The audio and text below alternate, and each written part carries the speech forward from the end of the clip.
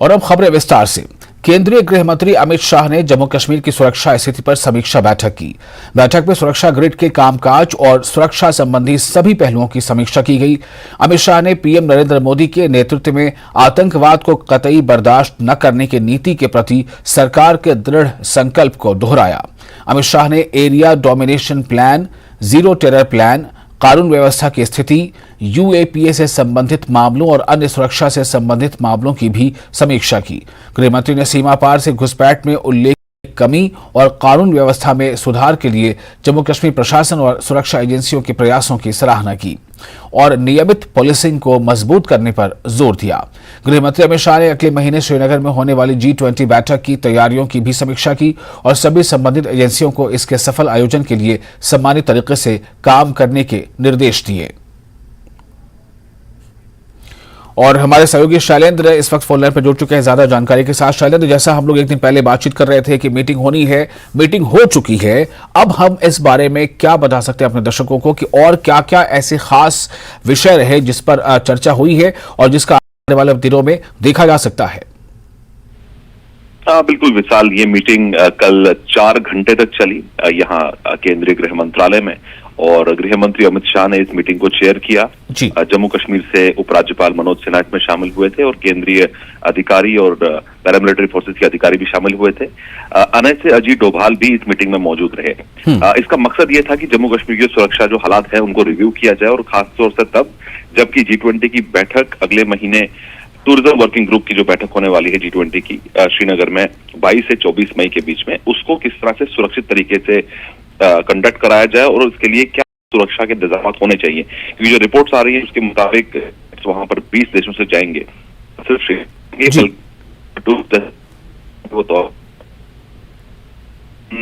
Based जो outfits हैं, आतंकी और टेरर जो आउटफिट्स हैं, वो कहीं ना कहीं हरकत कर सकते हैं, एक मैसेज देने के लिए को अंजाम दे सकते हैं। माइनॉरिटी इस तरह के इनपुट्स पहले से ही के पास है, तो कदम उठाए जाने हैं, वो कदम उठाए जा रहे हैं। और कल गृह मंत्री अमित शाह ने खुद ये बात कही है कि इसके सिक्योर तरीके से इस G20 मीटिंग को कराया जी। जो भी जाने चाहिए सभी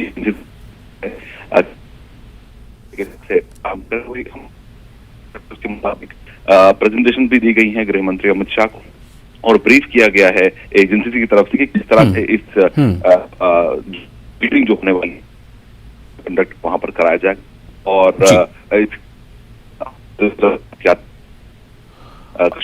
शैलेंद्र, आपकी आवाज थोड़ी क्रैक हो रही है, लेकिन हम आपसे दरख्वास्त करेंगे कि आप हमारे साथ बने रहें क्योंकि कुछ और खबरों पर आपसे हमें जानकारी लेनी है। फिलहाल हम आगे अगली खबर का रुख करना चाहेंगे और खबर एक अहम यह है कि पीएम नरेंद्र मोदी ने ब्रिटेन के पीएम ऋषि सुनक के साथ टेलीफोन पर बातचीत की है। इस दौरान दोनों नेताओं में कई द्विपक्षीय मुद्दों पर बातचीत हुई है। पीएम मोदी ने बातचीत के दौरान ब्रिटेन में भारतीय राजनयिक प्रतिष्ठानों की सुरक्षा का मुद्दा भी उठाया। पीएम मोदी ने ऋषि सुनक से भारत विरोधी तत्वों के खिलाफ कड़ी कार्रवाई का आह्वान किया है। ब्रिटेन के प्रधानमंत्री ऋषि सुनक ने बताया कि ब्रिटेन भारतीय उच्चायोग पर हमले को पूरी तरह से अस्वीकार्य मानता है और भारतीय मिशन और उसके कर्मियों की सुरक्षा का आश्वासन देता है। पीएम मोदी ने ब्रिटेन में शरण लेने वाले आर्थिक अपराधियों का मुद्दा भी उठाया। उन्होंने इन भगोड़ों की वापसी पर प्रगति की मांग की ताकि भारतीय न्याय व्यवस्था के सामने पेश हो सके। और एक बार फिर हम जुड़ेंगे अपने सहयोगी शैलेंद्र से। शैलेंद्र, प्रधानमंत्री का ऋषि सुनक को फोन करना और कई विषयों पर चर्चा करना, इनमें मैं जानना चाहूंगा कि ऐसे जो अहम मुद्दे हैं, जो मुख्य बिंदु है, वो इस बातचीत का क्या रहा है और क्या जिस तरह से बात हो रही है कि आपराधिक जगत से जुड़े जो लोग यहाँ हैं, क्या ऐसे आने वाले दिनों में देखा जा सकता है कि कुछ ऐसे नाम हैं जिनको भारत जो भारत को चाहिए और वो फिलहाल ब्रिटेन में रह रहे हैं? क्या इस मामले पर प्रगति की उम्मीद बन रही है? देखिए विशाल, ये जो मुद्दा है आर्थिक भगोड़ों का, इसको लेकर लगातार भारत सरकार संपर्क में रही है यूके की सरकार के। और कल जब प्रधानमंत्री मोदी की बातचीत हुई है फोन पर यूके के प्रधानमंत्री ऋषि सुनक के साथ में, तब इस मुद्दे को उठाया गया भारत की तरफ से। और आपको याद दिला दें कि 3 भगोड़े हैं जिसमें विजय माल्या, ललित मोदी और नीरव मोदी, ये 3 भगोड़े हैं जो इस वक्त यूके में हैं और आर्थिक भगोड़े हैं यहाँ से फ्रॉड करके वो देश छोड़कर भागे हैं। तो इनको इनके प्रत्यर्पण के लिए, एक्स्ट्राडिशन के लिए जो कदम उठाए जाने हैं वो लगातार उठाए जा रहे हैं और इसके लिए जो नोडल एजेंसी है वो सीबीआई रहती है। तो ऐसे में ये टॉप लेवल पे मैसेज कन्वे किया गया है कल प्रधानमंत्री के बीच में कि इस मामले में तेजी लाई जानी चाहिए ताकि वो भारत लौटकर उनको वो भारत का जो कानून है, भारत का जो जुडिशियल सिस्टम है उसको फेस करें। दूसरा है मुद्दा, क्योंकि पिछले कुछ दिनों से हम लगातार देख रहे हैं कि यूके में, लंदन में इंडियन हाई कमीशन पर कई बार हमले हो चुके हैं, कई बार वहां पर तोड़फोड़ हुई है और झंडे को भी उतारा गया था, भारतीय झंडे को, जिसके बाद भारत ने अपना कड़ा विरोध जताया था।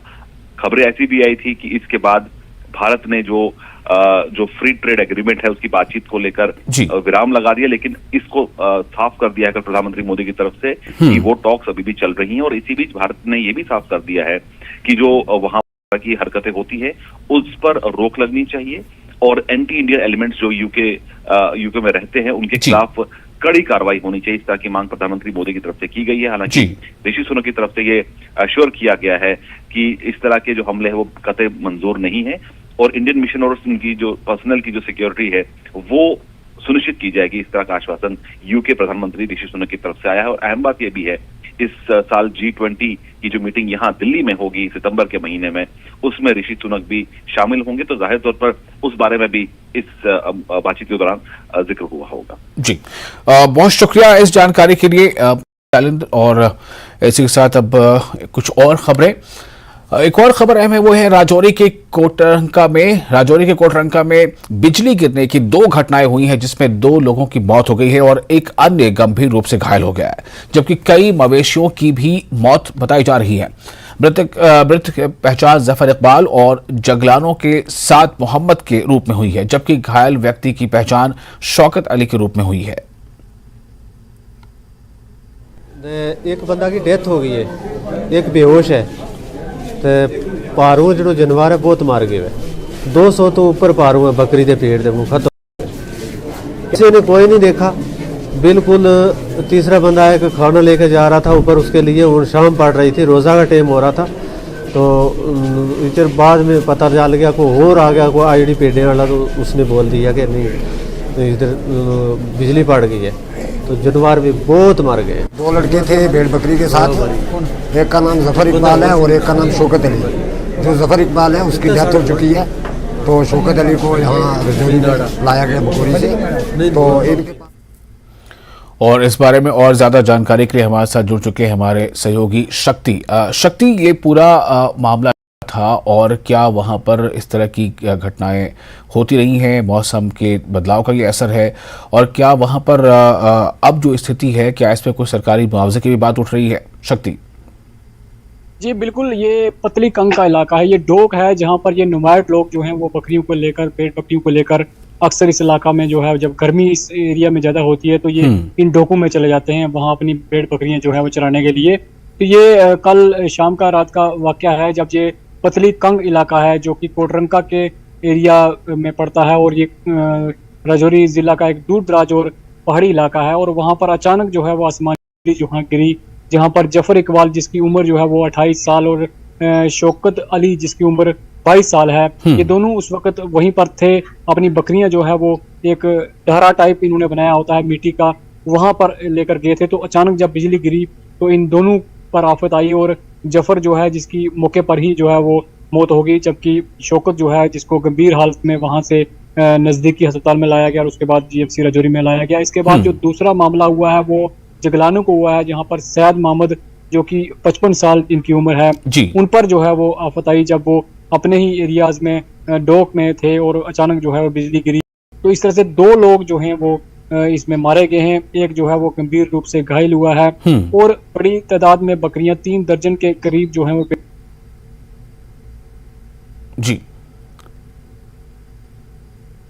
पूरे तौर पर इसका संज्ञान लिया और एक टीम वो है वहां पर भेजी और टीम जो है वो आज इसका पूरा मायना करके इसकी रिपोर्ट जो है वो देगी। लेकिन फिलहाल जो जख्मी है इसका इलाज जो है वो GMC राजौरी में चल रहा है। जी क्या इस तरह की स्थिति से बचने के लिए या ऐसी हालात में किस तरह के उपाय किए जाएं, इसको लेकर कोई गाइडलाइन दी जा रही है? क्या उन्हें अवेयर करने के लिए कुछ सरकारी पहल या कोशिशें हो रही हैं? बिल्कुल इस तरह की कोशिशें हो रही हैं, क्योंकि इससे पहले भी इस तरह के मामले हो चुके हैं। कई लोग जो हैं अपनी जान जो है वो गंवा चुके हैं। हालांकि ये जो इलाका है ये हाई रिचीज पर है राजौरी का, और काफी ऊंची पहाड़ी पर ये एरिया आता है, जो डोक इसे हम अपनी भाषा में कहते हैं वहां पर। और ये अक्सर वहां पर इस तरह से के वाकयात होते हैं, तो इनको ये सलाह दी जाती है कि वो वहां पर इस मौसम में जब बारिश हो, बिजली हो, तो कहीं सुरक्षित स्थान पर, हालांकि वहां पर इतना सुरक्षित स्थान होते नहीं है, लेकिन फिर भी इन्होंने अपने मिट्टी के जो बनाए होते हैं ढारे, उनके अंदर ही रहे।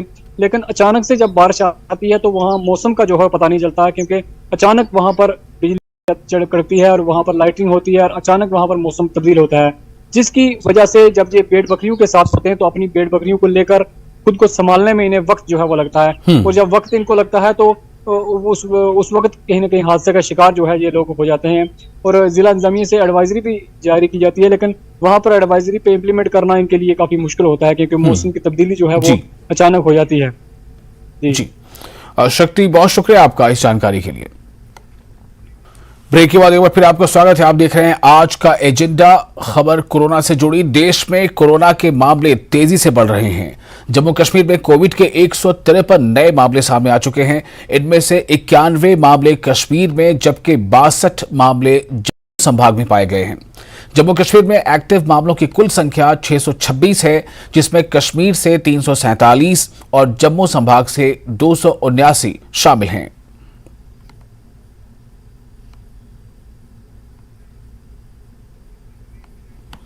और रईस हमारे साथ जुड़ चुके हैं ज्यादा जानकारी के साथ।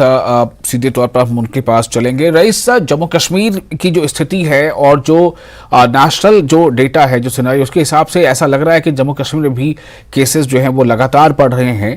तो सवाल यहाँ पर ये है कि इस स्थिति में जो महकमा सेहत है वो क्या कर रहा है, क्या कुछ एडवाइजरी है, क्या लोगों में इसको लेकर एक प्रिकॉशन या फिर सेंसिटिविटी दिखाई दे रही है?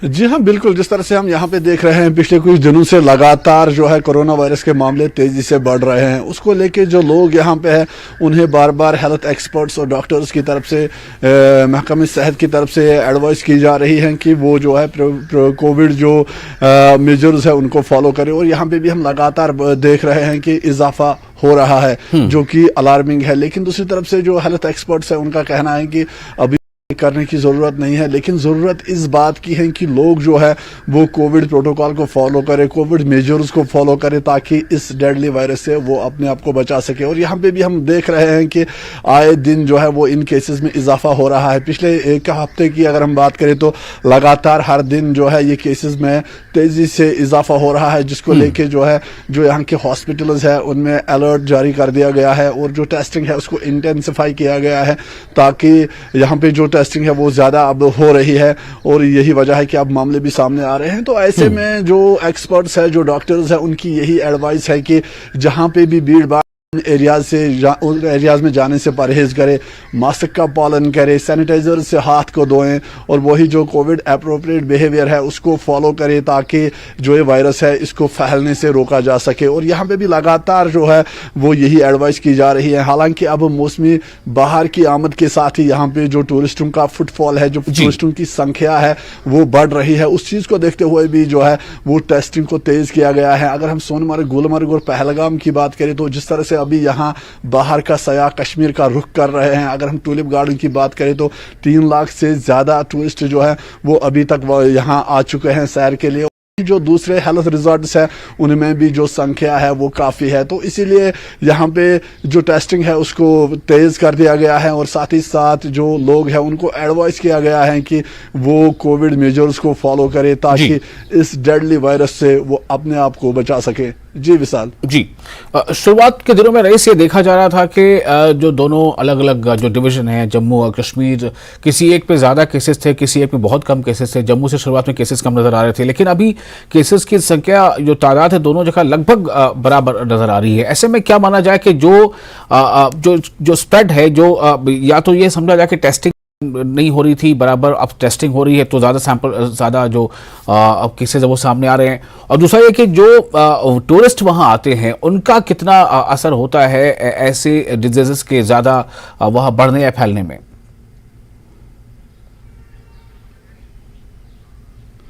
जी हाँ, जिस तरह से हम देख रहे हैं तो जम्मू और कश्मीर दोनों जो डिवीजन है वहाँ पे एक जैसा जो है इजाफा हो रहा है। कल यहाँ पे 153 केसेस जो है वो रिपोर्ट हुए हैं, जिसमें 91 जो है वो कश्मीर से और 62 जो है वो जम्मू से।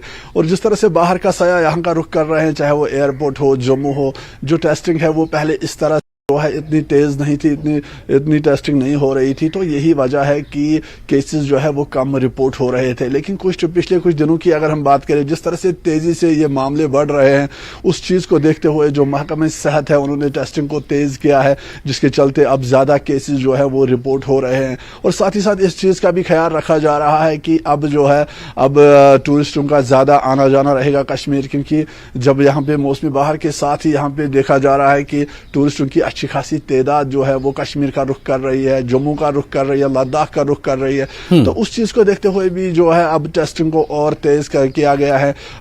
माना जा रहा है कि जो बाहर के लोग यहाँ पे आते हैं तो ज्यादा जो है कोरोना वायरस के फैलने का खतरा होता है। अगर कोई बाहर से संक्रमित या कोई इन्फेक्टेड होता है तो जब वो वैली में दाखिल होता है तो उससे भी जो है वो केसेस में इजाफा होता है। यही वजह है कि न सिर्फ जो सयाह है उनकी जो है उनका ख्याल रखा जाता है, उनको टेस्ट किया जाता है ताकि टाइमली उनको जो है वो ट्रीटमेंट किया जाए। वहीं ये भी सुनिश्चित किया जाता है, ये भी इंश्योर किया जाता है कि जो बाहर से यहाँ पे टूरिस्ट आते हैं उनमें जो है अगर संक्रमण किसी में भी अगर कोई भी पॉजिटिव होता है, इस तरह का कोई केस होता है, तो उसको एयरपोर्ट पे ही जो है वो आइडेंटिफाई किया जाए ताकि उसको जो है वो टाइमली ट्रीटमेंट मिल सके। ज्यादा वो लोगों चलिए, बहुत शुक्रिया आपका इस तमाम जानकारी के लिए।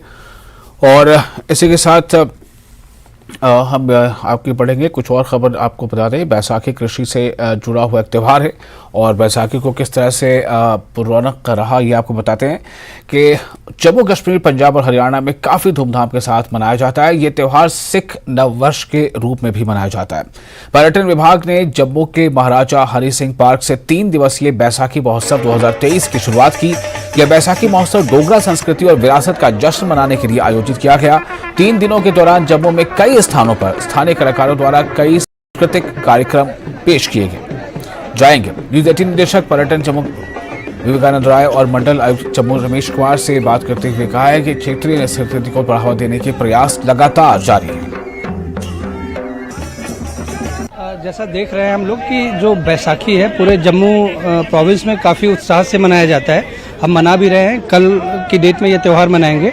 3 दिनों के लिए कार्यक्रम, इसलिए कि एक दिन पहले से एक दिन बाद तक जो हमारा कल्चर है, हमारा म्यूजिक है, हमारा हेरिटेज है, लोगों तक पहुंचे। पुराने लोगों को पता है हम अगली पीढ़ी में अपनी इन चीज़ों को कैसे प्रवाहित कर सकते हैं, उनको लेते हुए। और खास करके जो पुराना जम्मू शहर है, मुबारक मंडी है, जो डोगरा कल्चर का आइकॉनिक बिल्डिंग है, अगले 3 दिनों तक पुराने जम्मू शहर को हम डेकोरेट कर रहे हैं, लाइटनिंग कर रहे हैं, प्रोसेशंस निकल रहे हैं, जो हमारा कुछ डांस है, हमारे भांगड़ा है। और 3 दिनों के लिए मुबारक मंडी में दिन भर शाम तक कुछ न कुछ इवेंट होगा जो हमारे डोगरा कल्चर को डिपिक्ट करेगा। तो अपने कल्चर को, जो हमें पता है, वो इन्हीं तरीकों से आगे बढ़ती है, अगली पीढ़ियों तक जाती है और लोगों को पता चले कि उत्साह का त्यौहार है और ये रंग हमारे जीवन में जम्मू में उत्साह भरे। हम और राजन वैद हमारे साथ जुड़ चुके हैं, सीधे हमसे जानकारी लेंगे। राजन, किस किस तरह के और कार्यक्रम होने हैं? ये जो उत्साह है, ये जो रंग है, और काफी कुछ हुआ है और कुछ होने भी हैं, तो क्या क्या ऐसे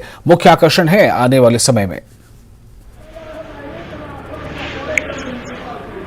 बिल्कुल विशाल, देखिए अब जो शुरुआत हो चुकी है 3 दिन के बैसाखी महोत्सव की, उसके आज कई प्रोग्राम्स होने हैं, जिसमें सबसे पहले 11 बजे कुछ प्रोग्राम है महाराजा हरि सिंह पार्क में, और जो हमारे जो हिस्टोरिकल मंदिर हैं वहाँ भी कुछ प्रोग्राम्स हैं। उसके अलावा जो सबसे मेन अट्रैक्शन है वो ऐतिहासिक मुबारक मंडी में जो प्रोग्राम्स होने, कल्चरल प्रोग्राम्स होने हैं, वो शाम को 6 बजे होने हैं। और उसके बाद एक हेरिटेज वॉक जो है वो कल होना है। इसके साथ साथ सबसे अहम बात ये है कि इसमें लोकल आर्टिस्ट जो है उनको मौका दिया जाएगा। विभिन्न, चाहे वो संतूर वादक है, चाहे वो तबला वादक है, चाहे वो गायक है, चाहे वो कोई भी है, उसको इन 3 दिनों में मौका दिया जाएगा कि वो विभिन्न स्थानों में जाके अपना जो परफॉर्मेंस है वो देगा। और ये आर्टिस्ट वो है जिन्होंने काफी नाम कमाया है जम्मू में डोगरा कल्चर को प्रमोट करने में। तो जिस तरह से हमारी जो डिविजनल कमिश्नर हैं और उसके साथ साथ जो टूरिज्म डायरेक्टर है, दोनों से ही हुई थी और उन दोनों ने कहा था कि ये बहुत ही अच्छा मौका है बैसाखी हमारे लिए कि यहाँ का जो टूरिज्म है और यहाँ का जो आर्ट और आर्टिस्ट है उन सबको प्रमोट करने का एक बहुत ही अच्छा मौका है। और उन्होंने ये भी कहा कि इस वक्त वैष्णो देवी के जो श्रद्धालु हैं काफी संख्या में यहाँ पहुंच रहे हैं, जम्मू पहुंच रहे हैं, कटरा पहुंच रहे हैं। तो इस तरह के जो फेस्टिवल हम करवाते हैं तो उसका मकसद ये भी होता है कि कई टूरिस्ट ऐसे होते हैं जो जानना चाहते हैं, कई श्रद्धालु ऐसा होते हैं तो जो जम्मू और कश्मीर के कल्चर को जानना चाहते हैं, पसंद करते हैं, उनके लिए काफी अच्छा मौका हो सकता है कि वो इन जगहों पे जाके, जैसे मुबारक मंडी है, ऐतिहासिक मंडी है, और ये सब जानते हैं कि जो राजा महाराजा सब वहीं से ही अपनी सल्तनत जो है वो चलाते आए और महाराजा हरि सिंह जिनके जन्मदिवस पे छुट्टी भी घोषित हुई है वो भी वहीं से अपना जो दरबार है वो चलाते थे। तो एक जिज्ञासा पैदा होती है आम लोगों के मन में और वो इसलिए वो वहां पहुंचे और लाइटिंग की जाएगी समूचे जम्मू में मुख्तलिफ जो बिल्डिंग्स है, और चाहे वो ऐतिहासिक बिल्डिंग है, मॉन्यूमेंट हैं, हिस्टोरिकल बिल्डिंग्स हैं, सब पे लाइटिंग की जाएगी और शाम के वक्त बहुत ही अच्छा एक दृश्य होगा। और उसके साथ साथ जम्मू का रणबीर कनाल है जहां पे नहर पे भी मैंने पहले बताया था वहाँ बाहरी राज्यों से आए हुए जो लोग हैं वो खिलौनों के ठेले लगाते हैं, झूले लगाए जाते हैं बच्चों के लिए। तो ये 3 दिन टूरिज्म डिपार्टमेंट भी चाहता है कि लोकल लोगों के साथ मिलकर इस मौके का फायदा उठाया जाए और इससे टूरिज्म को प्रमोट किया जाए। जी विशाल जी, बहुत शुक्रिया आपका राजन इस जानकारी के लिए। तो ये रंगारंग जो कार्यक्रम है, जो तकरीब है, और जैसा उन्होंने बताया कि 3 दिनों तक ये कार्यक्रम चलना है, तो जाहिर है कि ये न सिर्फ ये कि एक नए वर्ष की आगाही करता है, बल्कि जिस तरह से सेलिब्रेशन होता है कृषि का, ये भी अपने आप में बहुत उत्साहजनक है। बहुत शुक्रिया। आज डॉक्टर भीमराव अंबेडकर की 132वीं जयंती, ऐसे में जगह जगह पर कार्यक्रमों का आयोजन किया जा रहा है और उन्हें याद किया जा रहा है। अंबेडकर जयंती को समानता दिवस और ज्ञान दिवस के रूप में भी मनाया जाता है। भीमराव अंबेडकर ने भारत का संविधान लिखा था जो जाति और धर्म की परवाह न करते हुए सभी नागरिकों को समान अधिकार देता है। पहली बार डॉक्टर भीमराव की जयंती 14 अप्रैल 1928 को पुणे में मनाई गई थी।